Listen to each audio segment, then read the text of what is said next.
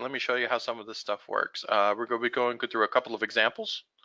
I got two yokes. If you're familiar with some of the other webinars, I got a yoke.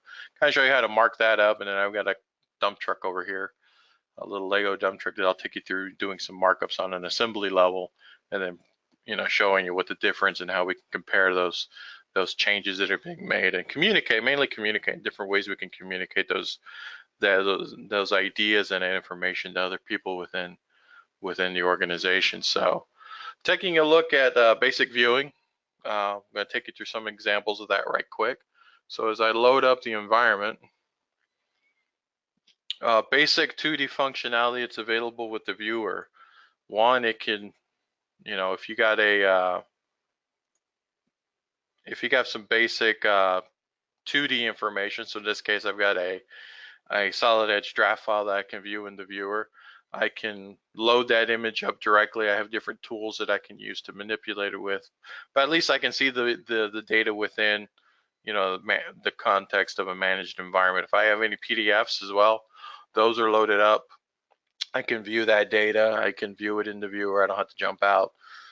In this instance, I don't have to jump out to an external viewer. Everything's allowed here, and I can begin some 2D markups if I need to. If I look at a piece of 3D data, if I just have the base license and I'm starting to get into, and I wanted to start using some of the viewer capabilities, they're viewing base, so I can do 2D and 3D views.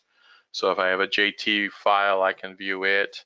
I can rotate it around, manipulate it. I get some basic, you get some basic 2D measurements coming out of, coming out with base, but basically it's all just there for 2D view, 2D markup.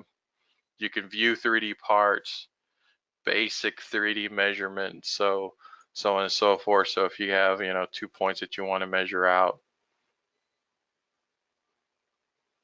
if we have there we go, if I want to go center to center, if I want to measure those out, I can give some basic measurements and interrogate my model depending on which toolbar you have active. Going on forward, oh, and it doesn't matter if it's a these are all system generated files. If we import a file from, say, the outside, so I imported a PDF, it'll quickly load that as well. So regardless of where the data is actually coming from, as long as it's loaded into Teamcenter, the viewer in your base package should be able to take care of it and view it